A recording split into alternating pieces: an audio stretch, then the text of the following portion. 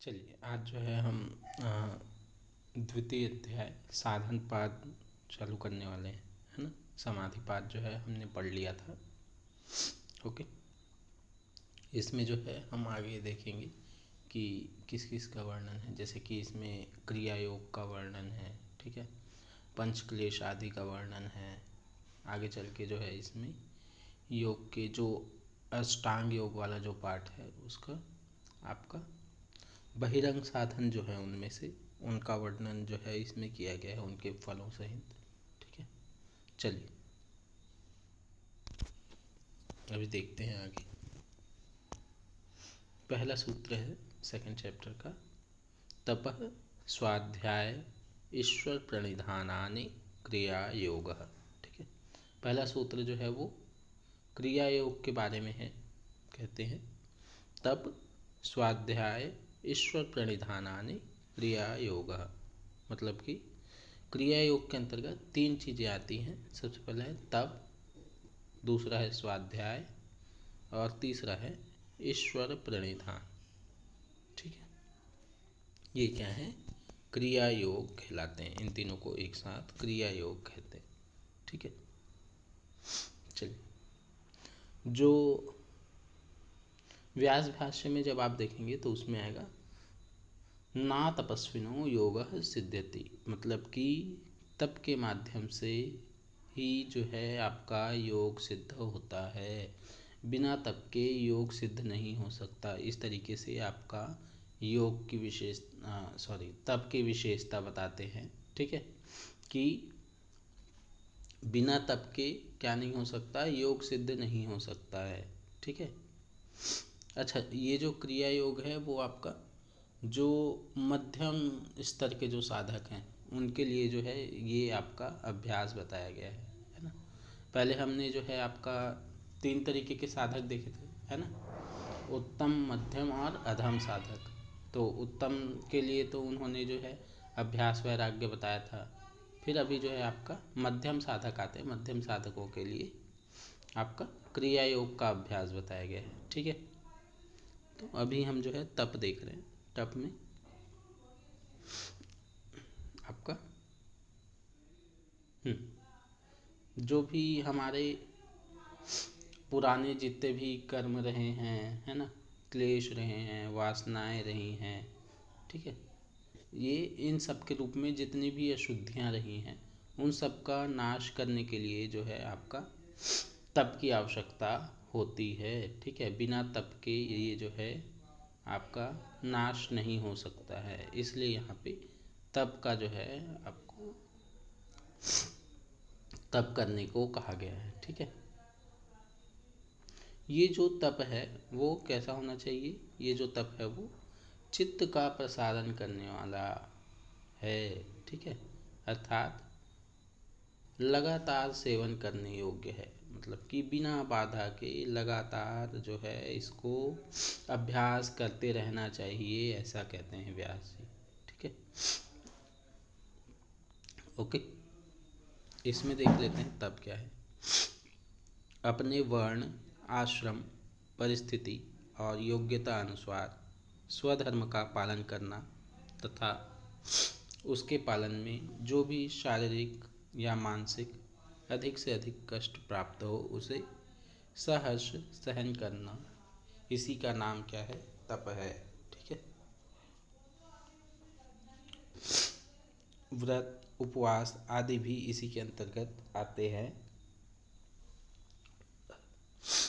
इस तप का पालन करने से मनुष्य का अंतःकरण अनायास ही शुद्ध हो जाता है। ठीक है, चलिए अगला है आपका तप के बाद स्वाध्याय। स्वाध्याय क्या है, स्वाध्याय के अंतर्गत एक तो आता है आपका नाम जप, ठीक है, और दूसरा आता है जो भी हमारे आप्त शास्त्र है ना, मतलब कि जो भी हमारे मुख्य जो भी शास्त्र रहे हैं, ठीक है, उन सब का अध्ययन। ओके,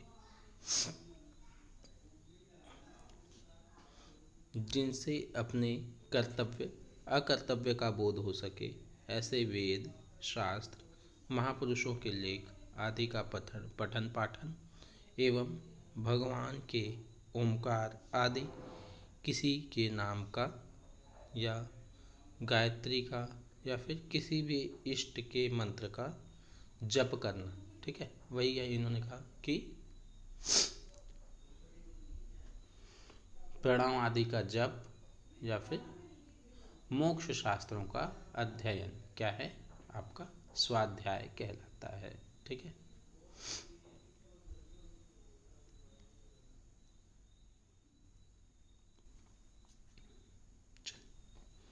इसके अलावा आपके जीवन के अध्ययन का नाम भी स्वाध्याय है। अतः साधक को प्राप्त विवेक के द्वारा अपने दोषों को खोजकर निकालते रहना चाहिए। स्वाध्याय में एक स्वाध्याय ऐसा भी होता है कि जैसे हम जो है अपना अध्ययन करें, है ना, कि भाई हम जो है क्या क्या त्रुटियां कर रहे हैं, हमारे अंदर क्या क्या कमियां हैं, उनको जब हम देखते हैं और उनको सुधारने का जो है प्रयास करते हैं तो वो भी जो है हमारा स्वाध्याय कहलाता है। जैसे कि गुरुदेव ने जो है आत्मबोध तत्वबोध की साधना बताई है, उसके माध्यम से आप जो है क्या कर सकते हैं कि अपने दोषों को जो है क्या कर सकते हैं, हम देख सकते हैं तथा उसमें सुधार कर सकते हैं। ठीक है, आगे आता है आपका ईश्वर प्रणिधान। ईश्वर प्रणिधान क्या है भाई? तो ईश्वर प्रणिधानम सर्वक्रियाणाम परम गुर गुर अपवर्णम तत्फल संन्यासो वा। मतलब कि जितने भी कर्म हैं, जितने भी क्रियाएं हैं, ठीक है, सर्व क्रिया नाम, सभी क्रियाओं को उस परम तत्व परमात्मा को अर्पण कर देना और उसके फल की इच्छा का त्याग कर देना, अर्थात निष्काम कर्म करना क्या है, आपका ईश्वर प्रणिधान कहलाता है। इसमें देख लेते हैं ईश्वर प्रणिधान। ईश्वर के शरणापन्न हो जाने का नाम क्या है? ईश्वर प्रणिधान कहलाता है।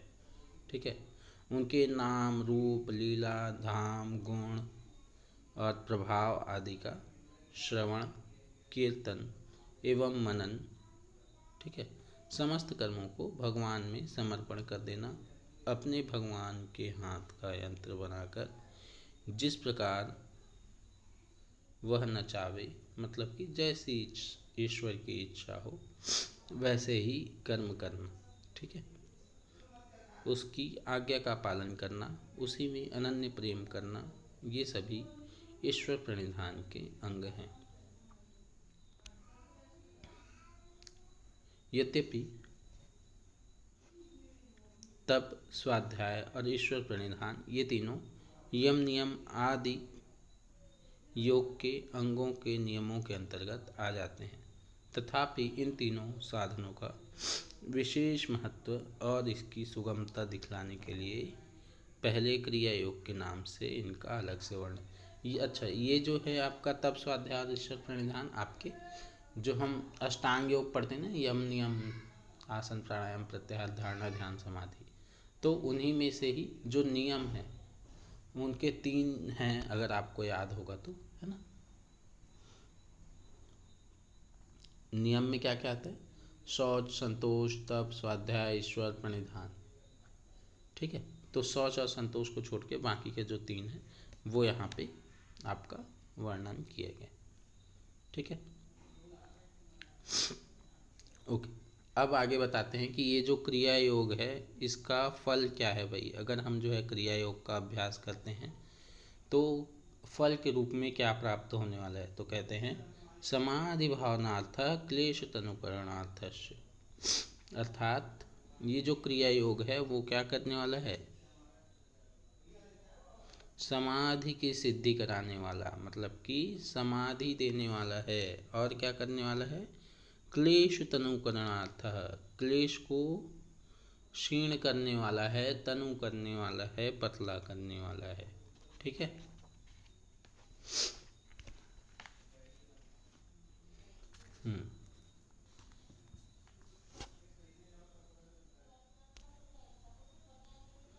उपर्युक्त क्रिया योग अविद्या आदि दोषों को क्षीण करने वाला है। ये जो क्रिया योग है वो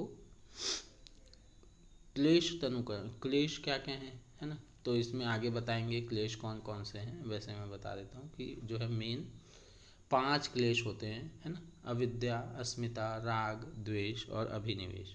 ठीक है, तो इन सबको क्या करने वाला है, तनु करने वाला है, और साथ ही साथ समाधि की भावना का विकास करने वाला है। ठीक है, मतलब आगे चल के जो है इसी से हमें समाधि की प्राप्ति होगी। ठीक है,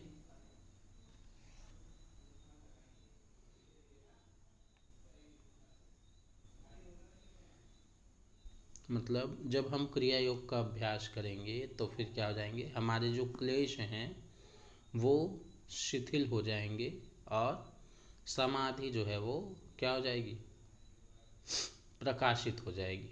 ठीक है, जैसे अविद्या वगैरह जो हमको घेरे हुए हैं, है ना, वो जब हटेंगे, वो जब तनु होंगे तो स्वतः ही जो है क्या हो जाएगा, समाधि की भावना आ जाएगी, है ना। अभी आगे जो है इनको और कैसे कम कर सकते हैं उनके बारे में भी बताएंगे कि क्लेश को कैसे तनु किया जाता है। ठीक है, उसको देखेंगे आगे। चलिए, अब आगे जो है आपका कौन कौन से 5 क्लेश हैं उसके बारे में कहते हैं। ठीक है, क्या क्या है, अविद्या, अस्मिता, राग, द्वेष, अभिनिवेशाः, क्लेशाः। ठीक है, मतलब कि 5 क्लेश यहाँ पे बताए गए हैं। कौन कौन से, अविद्या, अस्मिता, राग, द्वेष और अभिनिवेश, ये क्या है, 5 क्लेश कहे गए हैं। ठीक है,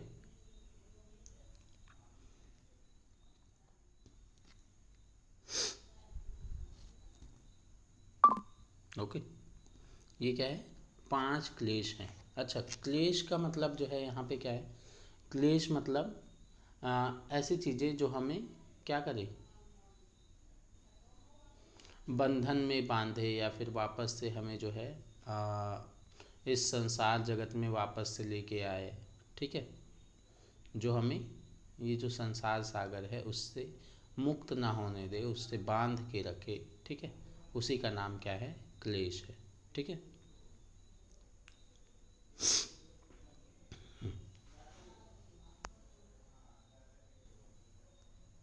ये अविद्या आदि पांचों ही जीव मात्र को संसार चक्र में घुमाने वाले महादुखदायक हैं। इस कारण सूत्रकार ने इन्हें क्लेश कहा है।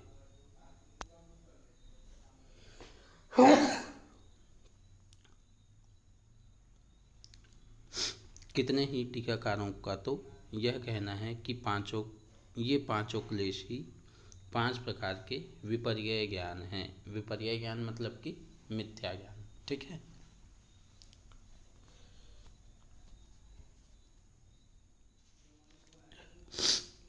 लेकिन विपर्यय क्या है, आपकी वृत्ति है ना।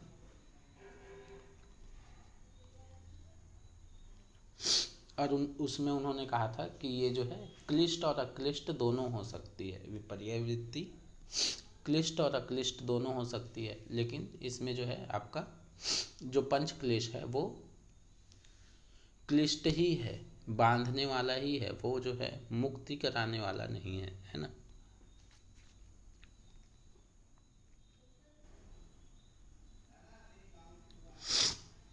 चलिए,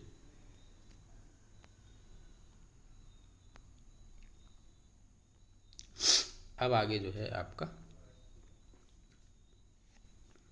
आगे बता रहे हैं। अब क्लेशों की अवस्था के भेद बतलाते हुए यह बात कहते हैं कि इनका सबका मूल कारण क्या है, अविद्या है। ठीक है, ये जो पांचों क्लेश हैं उनमें से भी सबसे मुख्य कौन है, तो कहते हैं अविद्या है। ठीक है, अविद्या ही सभी क्लेशों के मूल में विद्यमान है, ऐसा यहाँ पे कह रहे हैं। क्या कहते हैं, अविद्या क्षेत्रम उत्तरेषाम प्रसुप्त तनु विशिन्न उदाहरणाम।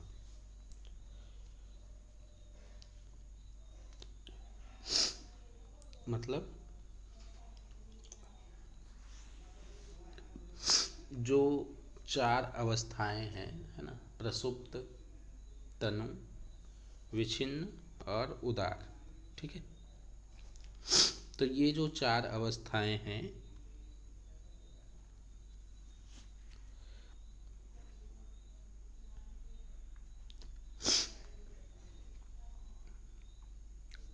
तो ये उत्तरे शाम मतलब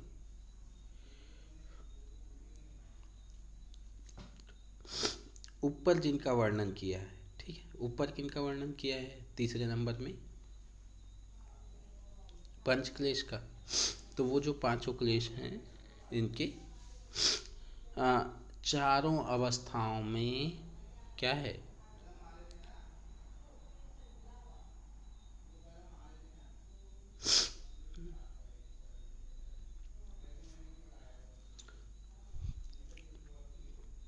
इनके चारों अवस्थाओं में जो अविद्या आदि चार क्लेश हैं, उनका क्षेत्र मतलब कि उनका कारण कहा गया है। ठीक है, मतलब कि एक तो सबसे पहली बात कि अविद्या को सबसे पहले इन्होंने कहा है ना, पंच जो क्लेश जब इन्होंने तीनों बताया, वो उसमें बताया तीसरे सूत्र में, तो सबसे पहले अविद्या को इन्होंने लिखा है ना।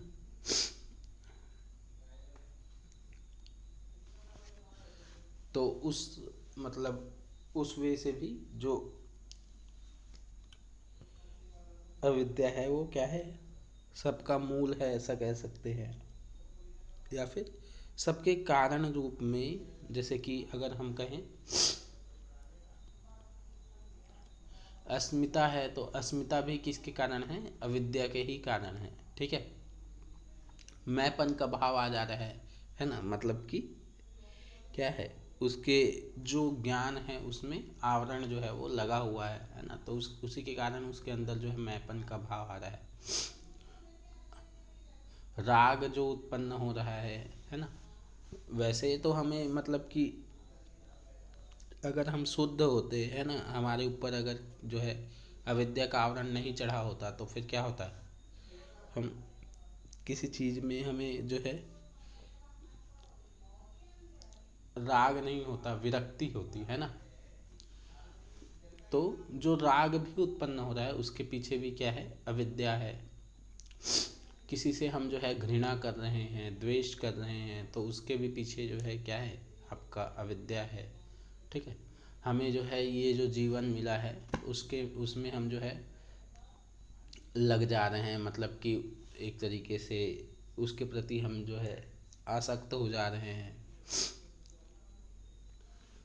तो वो क्या होगा? अभिनिवेश, है ना, कि भाई ये जो मेरा जीवन है ये चला ना जाए कहीं, है ना।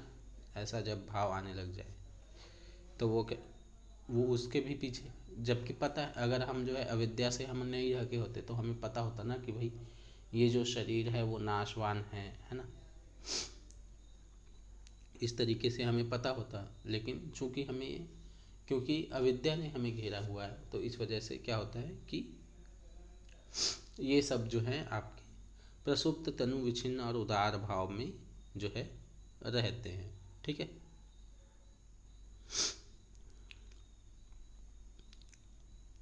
जैसे प्रसुप्त क्या है? प्रसुप्त किसे कहेंगे? प्रसुप्त मतलब जो चित्त में आपका बीज भाव से को प्राप्त शक्ति मात्र से हो। ठीक है, प्रसुप्त मतलब कि सोया हुआ है, बीज भाव में है जब, है ना, जो चित्त में जब जो है हमारी वृत्तियां बीज भाव में हो, है ना, तो जब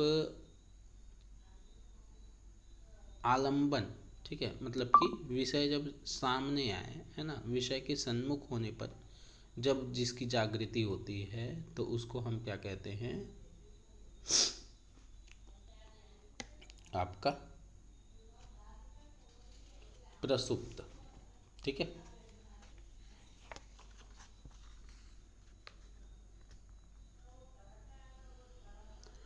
हम्म,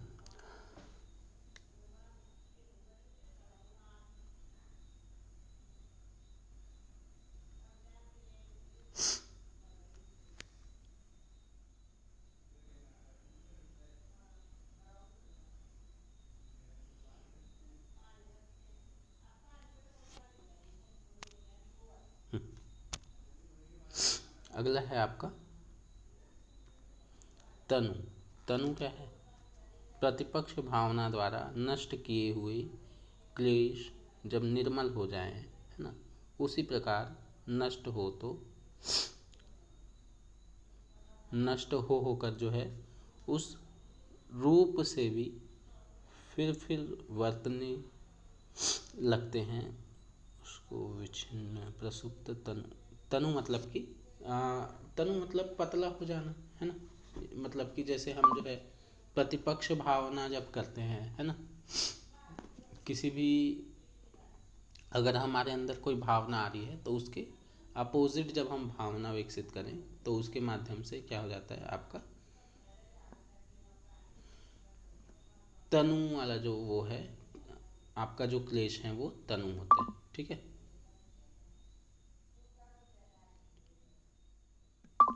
विषिन्न क्या है? विषिन्न जो है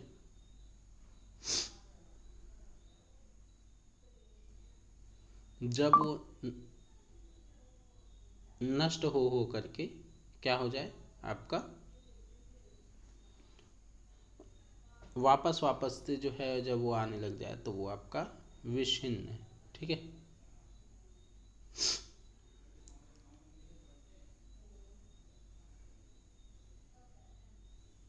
और उदार क्या है? उदार मतलब कि एक तरीके से जागृत अवस्था।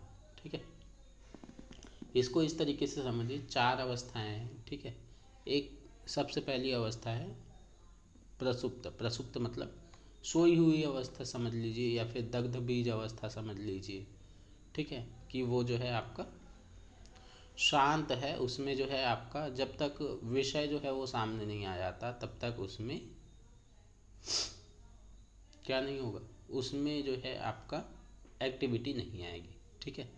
दूसरा है आपका तनु। तनु मतलब कि जो भी हमारे कर्म थे, वासनाएं थी, हमारे जितने भी संस्कार थे, है ना, वो एक तरीके से क्या हो गए हैं, पतले हो गए हैं। ठीक है। पतले हो जाना या फिर क्षीण हो जाना। ठीक है। तनु मतलब पतला होना। ठीक है। अब वो जो है तनु कैसे होता है, तो तनु के लिए इन्होंने कहा प्रतिपक्ष भावना की जो है बात कही थी। ठीक है। कि प्रतिपक्ष भावना जब हम करते हैं, जैसे फॉर एन एग्जांपल एक जो पर्सन है उसके अंदर चोरी करने का भाव आता है। ठीक है। तो चोरी करने के भाव के बजाय हम जो है उसको डाइवर्ट जब कर दें, है ना, प्रतिपक्ष भावना जब लेके आ जाए, है ना, कि भाई मेरे को जो है चोरी नहीं करना है, चोरी करने से ये होता है ये होता है, इस तरीके से जब हम उसमें भाव ले आए तो वो क्या हो गई, प्रतिपक्ष भावना हो गई। ठीक है। इसी के माध्यम से क्या होते हैं हमारे जो क्लेश हैं वो दुर्बल होते हैं या फिर निर्बल होते हैं। ठीक है। अब अगला आता है विच्छिन्न। विच्छिन्न मतलब कि उससे थोड़ा सा और जगी हुई अवस्था। ठीक है।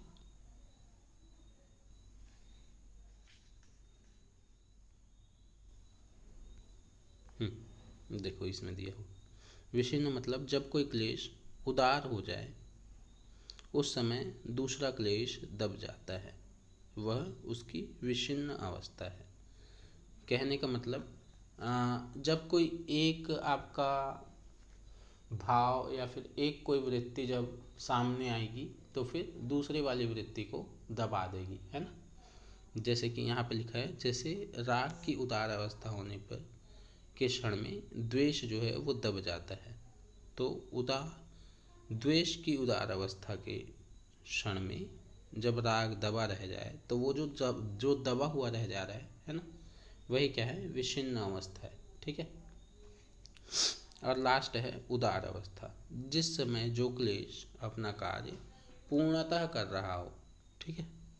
मतलब कि जो अपने एक्सट्रीम पे हो, उसको हम क्या कहें, जैसे उस ऊपर वाले एग्जाम्पल से ही समझ लीजिए, जैसे कि राग जो है जब उत्पन्न हुआ है तो राग अपने एक्सट्रीम पे जब है ना, कि भाई मैं मुझे जो है इस चीज़ से एकदम अति टाइप आ सकती है ना, तो वो क्या हो गई, उसकी उदार अवस्था हो गई। ठीक है।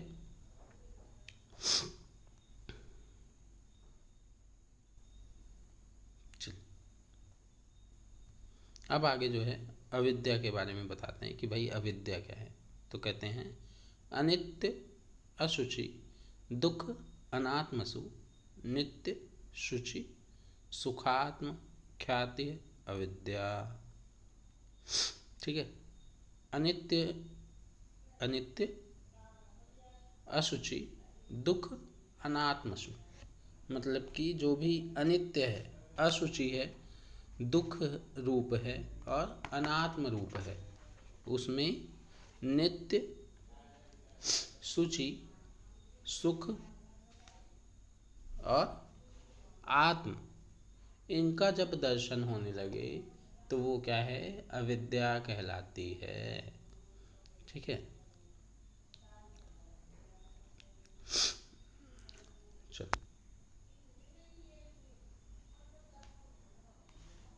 जैसे कि हमको पता है कि भाई ये जो हमारा शरीर है ना, वो क्या है, नित्य है क्या, हमेशा रहने वाला है क्या, नहीं रहने वाला है ना, ख़त्म हो जाने वाला है। पर फिर भी हम जो है इसको क्या समझने लग रहे हैं कि ये भाई ये मेरा शरीर जो है हमेशा रहने वाला है, मैं इसको जो है सजा संवार के रखूँगा, है ना, तो ये जो है और लंबा टिकेगा, ऐसे वैसे, मतलब इस तरीके से। तो जो अनित्य है कि भाई हमारा शरीर जो है वो समाप्त हो जाने वाला है, उसमें हम जो है क्या कर रहे हैं, नित्य का दर्शन कर रहे हैं कि भाई ये जो है हमेशा रहने वाला है, इस तरीके से हम जो है सोच के चल रहे हैं, है ना। तो वो क्या होगा आपको, वो क्या हुई, अविद्या हुई, है ना।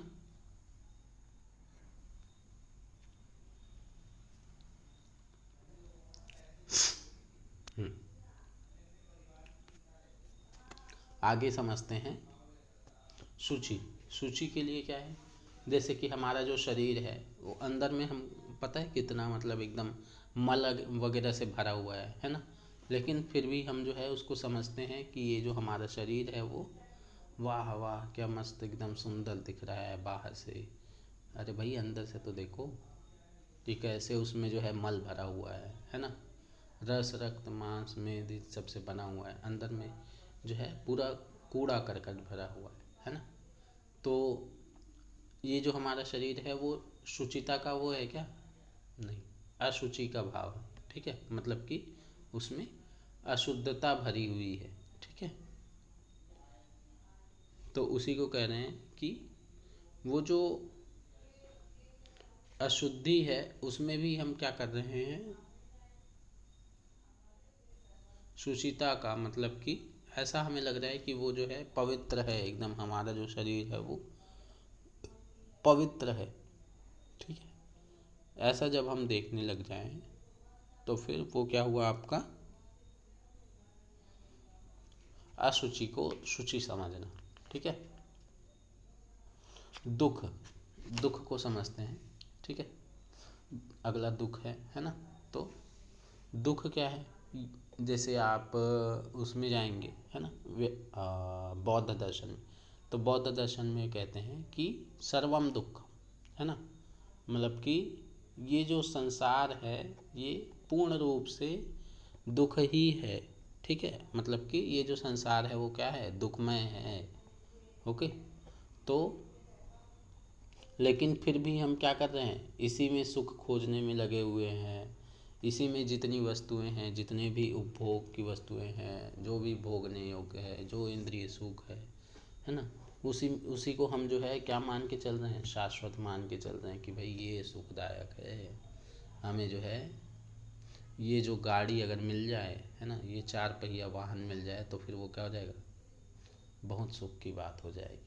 फिर जब 4 पहिया आ जाए तो भाई उसमें भी फिर एरोप्लेन में चले, है ना, ऐसा सुख देख रहे हैं। तो ये सब क्या है, दुख है, अंततः दुख ही है। ठीक है, जिसको अभी हम सुख सुख समझ रहे हैं वो लास्ट टू लास्ट क्या होने वाला है, दुख ही देने वाला है। ठीक है, तो जो दुख देने वाली चीज़ें हैं उन्हीं में क्या करना, सुख है ऐसा समझकर उसी में लगे रहना क्या है, अविद्या है। ठीक है,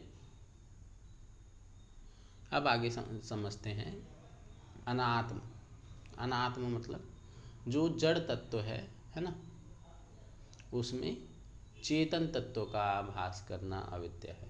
मतलब कि जैसे हमारा जो शरीर है वो क्या है, नाशवान है, मतलब ख़त्म होने वाला है ना। वो आत्म थोड़ी है, हमारा शरीर थोड़ी आत्मा है ना। आत्मा तो अंदर की चीज़ हो गई, आत्मा तो नहीं मरेगी भाई। तो जो शरीर है जो कि ख़त्म हो जाने वाला है, उसी को हम जो है ऐसा मानने लग जाते हैं कि ये जो है कभी नहीं, हमेशा रहने वाला है मेरे साथ, है ना। मतलब माया के जाल में इस तरीके से फंसे होते हैं कि भाई ये शरीर ही है, जो भी कुछ है वो शरीर ही है, ऐसा हम सोचने लग जाते हैं। तो उसी को कह रहे हैं कि अनाथ में हम जो है आत्म का दर्शन करने लग जाए, तो वो क्या होगा, आपका अविद्या होगी। ठीक है।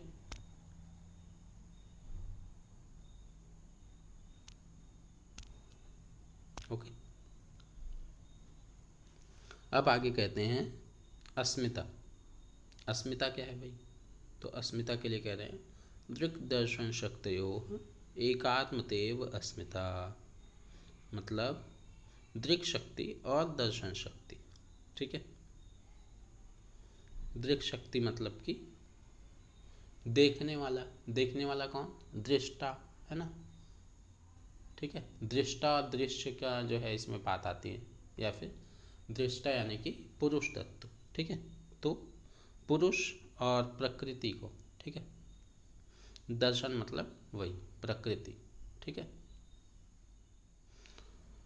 तो दृक् और दर्शन शक्ति को मतलब कि पुरुष और प्रकृति को एकात्मतेव अस्मिता, जो मतलब कि बुद्ध,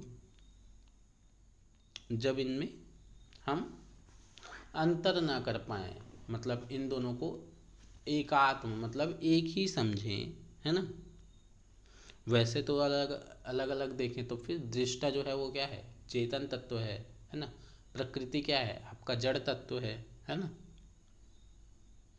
बुद्धि या प्रकृति। ठीक है।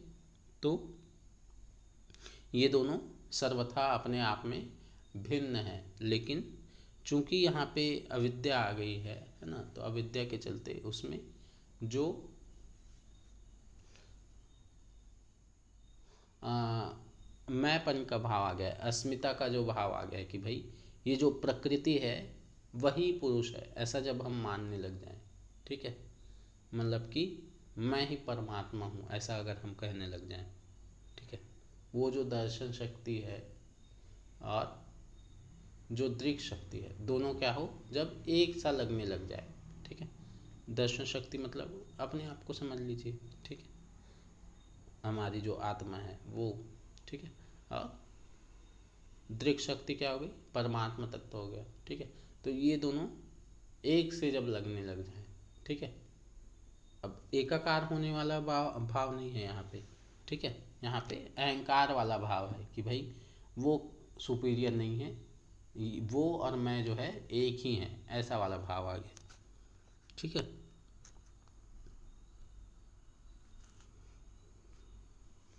चलो, तो ऐसा भाव क्यों आता है कि भाई वो जो है मतलब कि दृक् शक्ति है और दर्शन शक्ति है वो एक है, ऐसा क्यों महसूस होता है, तो वो होता है अविद्या के कारण। ठीक है। जब अविद्या जब घेर लेती है तो उसके कारण ये जो आपके पुरुष हैं और बुद्धि कह लीजिए या फिर प्रकृति कह लीजिए, वो दोनों एक से महसूस होते हैं। ठीक है।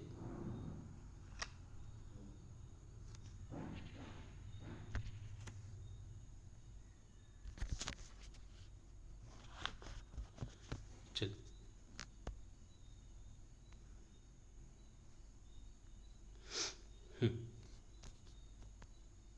अस्मिता हो गया। अब आगे चलते हैं राग। ठीक है। राग क्या है भाई, तो कहते हैं सुखानुशयी राग। राग क्या है, ऐसी वृत्ति जो हमें सुख की प्रतीति कराए, सुख अनुशयी राग। ठीक है। ऐसा क्लेश जिसके माध्यम से क्या हो, हमें सुख की प्रतीति हो, ठीक है, वो क्या है, राग कहलाता है। ठीक है, मतलब कि जितना भी चीज़ हम सुख भोग रहे हैं उसके पीछे जो हमारा क्लेश है वो क्या है, राग है। ठीक है, प्रकृति में स्थित जीव को जब किसी कभी जिस किसी अनुकूल पदार्थ में सुख की प्रतीति हुई है या फिर होती है, उसमें और उसके निमित्तों में उसकी आसक्ति हो जाती है, उसी का नाम क्या है, राग है। अतः राग नामक क्लेश को सुख की प्रतीति के साथ रहने वाला कहा गया है। ठीक है, याद करने में इजी है, सुखानुशयी राग है ना।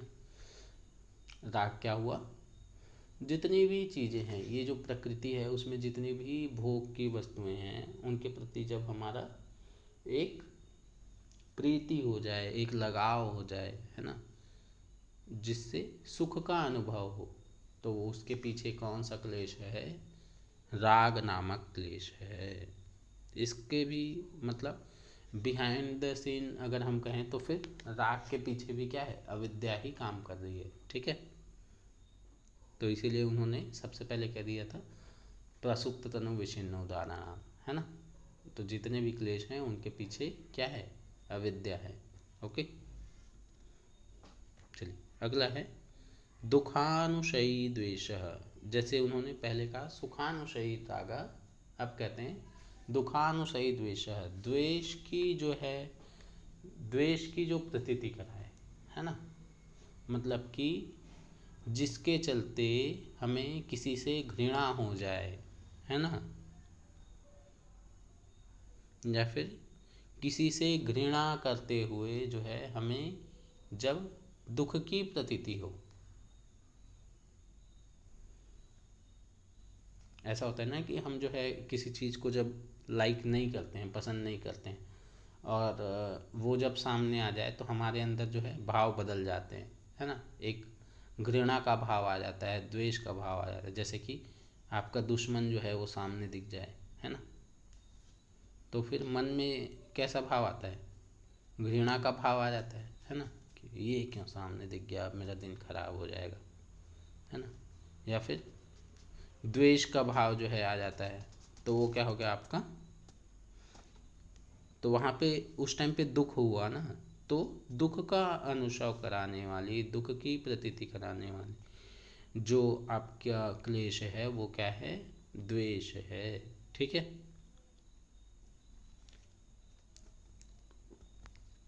चल अब आगे आता है आपका अभिनिवेश। अभिनिवेश के लिए क्या कह रहे हैं भाई, तो कहते हैं स्वरसवाही विदुषो अपि तथा रूढ़ो अभिनिवेश। ठीक है, स्वरसवाही मतलब कि जो स्वतः ही चले आ रहा है, स्वरसवाही स्वयं से ही प्रवाहित होते चले आ रहा है, मतलब कि पीढ़ी दर पीढ़ी परंपरागत रूप से जो है रूढ़िवादी रूप से चले आ रहा है। ठीक है, विदुषो अपि, जो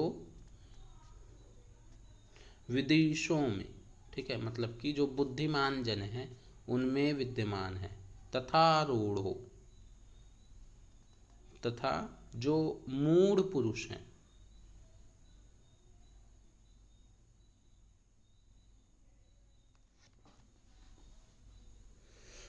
उनमें भी विद्यमान है। या फिर इसको इस तरीके से कह सकते हैं कि जो मूढ़ पुरुष हैं उनमें जिस तरीके से विद्यमान है वैसा ही सेम विदुषी जन जो हैं, है ना, मतलब कि जो विद्वान जन हैं, विवेकी जन हैं, ठीक है, उनमें भी जो विद्यमान हो वह क्या है, अभिनिवेश है। अब क्या विद्यमान रहता है भाई, तो विद्यमान रहता है मृत्यु का भय।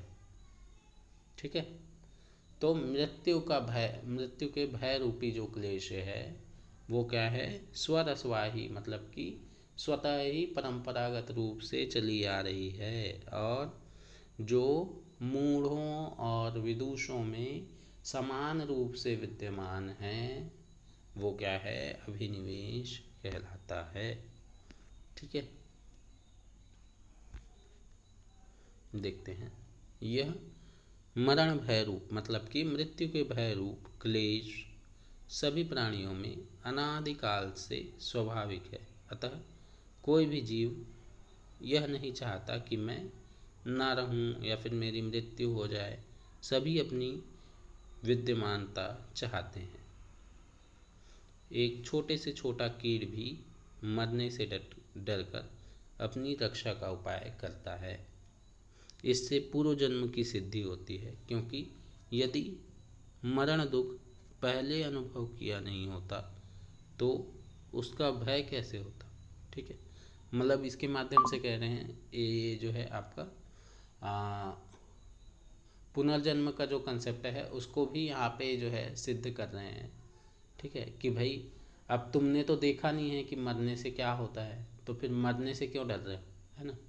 तो वो जो पूर्व जन्म की जो स्मृति है उसके माध्यम से भी जो है आपका, क्योंकि पूर्व जन्म में भी आप जो है इस तरीके से मतलब मृत्यु को प्राप्त हुए, तभी जो है आपको अगली योनि मिली है ना। इस तरीके से यहाँ पे कह रहे हैं। ठीक है, क्योंकि अगर मरे नहीं होते तो फिर अभी क्यों डरते, ऐसा कह रहे हैं। ठीक है, यह मरण भाव मरण भय जीवों के अंतःकरण में इतना गहरा बैठा हुआ है कि मूर्खों के समान ही विवेकशील पर भी इसका प्रभाव पड़ता है। इसलिए इसका नाम अभिनिवेश, अभिनिवेश मतलब कि जो एकदम गहराई में बसा हुआ हो, है ना, अत्यंत गहराई में प्रविष्ट हो, उसको क्या कहते हैं, अभिनिवेश कहते हैं। ठीक है, चलो आगे कहते हैं ते प्रतिप्रसव हेया सूक्ष्मा। ठीक है, मतलब कि ये जो जितने भी क्लेश हैं, है ना, वो ते मतलब वे प्रति प्रसव, ठीक है, प्रति प्रसव कराकर हेया, हेया मतलब नष्ट करने योग्य। और कैसे नष्ट होंगे, तो प्रति प्रसव के माध्यम से। ठीक है, सूक्ष्म, ठीक है, ये जो सूक्ष्म हो गए हैं, है ना। अभी इन्होंने कहा ना कि हम जो भाई क्या करते हैं, जितने भी आपके क्लेश हैं उनको सूक्ष्म कर दे रहे हैं। ठीक है, तो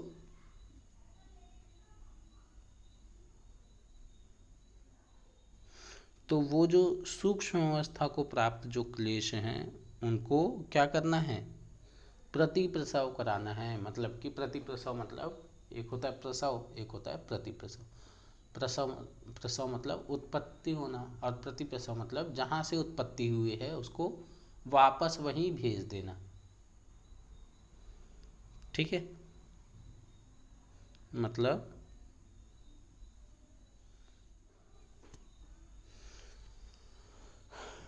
हाँ, जैसे कि अभी क्रिया योग के माध्यम से इन्होंने क्या किया था, क्लेश तनु करणार्थश्च किया था, है ना। तो क्लेश जो इन्होंने तनु किए हैं उसको क्या करना है,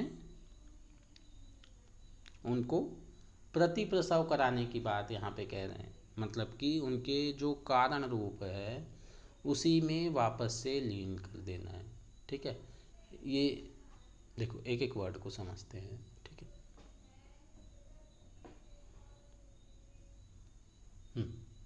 प्रतिप्रसव क्या होता है, प्रतिप्रसव होता है कि जितने भी जो भी मतलब चित्त हैं कह लीजिए, या फिर चित्त में जो भी वृत्तियां आ रही हैं, ठीक है, उनको अपने कारण रूप में जब हम लीन कर दें, मतलब कि जहाँ से उनकी उत्पत्ति हुई है उनको वापस से वहीं भेज दें। ठीक है, तो वो क्या हो गया, प्रतिप्रसव हो गया।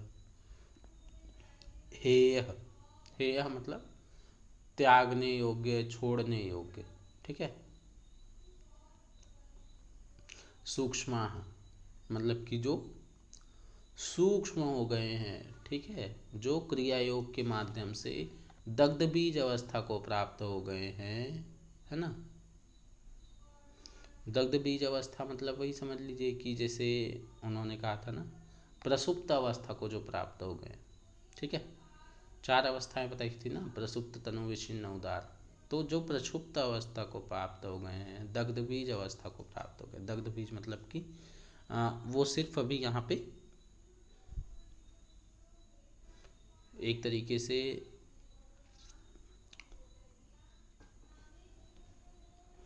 मतलब वो आपके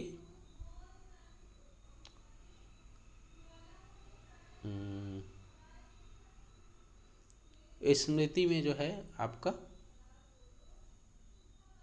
वो रखा ही हुआ है, ठीक है। मतलब कि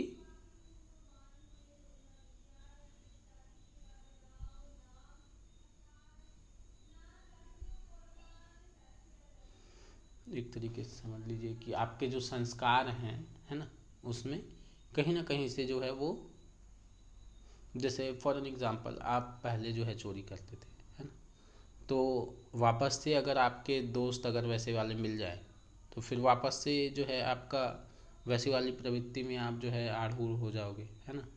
लेकिन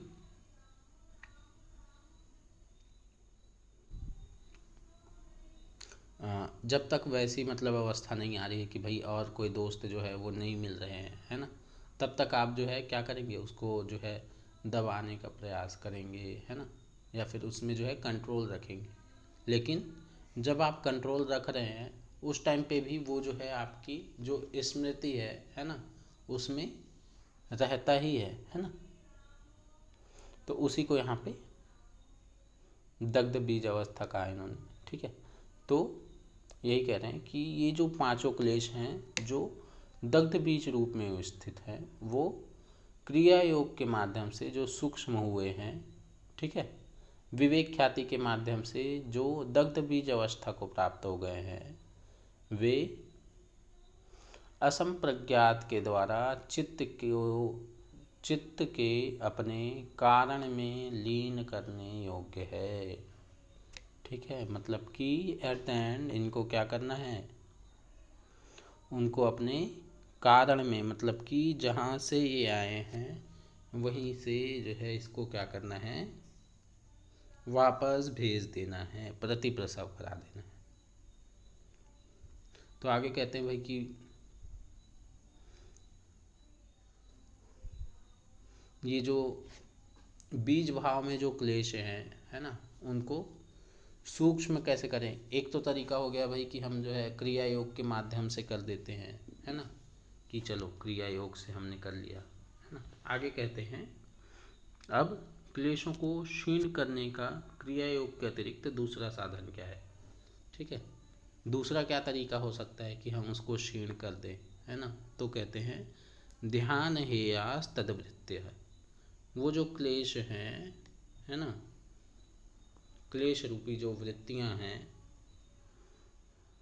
उनको ध्यान के माध्यम से, ध्यान हेया, ध्यान के माध्यम से क्या करना है, नाश करना है, ठीक है। यहाँ पे ध्यान का जो अर्थ है वो एक तरीके से समाधि के अर्थ में भी आप ले सकते हैं, ठीक है, कि जब हम जो है समाधि अवस्था को प्राप्त हो जाएंगे, है ना, तो ये क्या हो जाएंगे, आपका क्लेश स्वतः ही समाप्त हो जाएंगे, ठीक है। उन क्लेशों की जो स्थूल वृत्तियां हैं उनका यदि पूर्वोक्त क्रिया योग के द्वारा नाश करके क्लेश को सूक्ष्म नहीं बना दिया गया है हो, तो पहले ध्यान के द्वारा उनकी स्थूल वृत्तियों का नाश करके उनको सूक्ष्म बना लेना चाहिए, तभी निर्वीज समाधि की सिद्धि सुगमता से हो सकेगी, ठीक है। उसके बाद निर्वीज समाधि से क्लेशों का सर्वथा अभाव स्वतः ही हो जाएगा, ठीक है। चलिए आज जो है यहीं तक रखते हैं, आगे कल देखेंगे।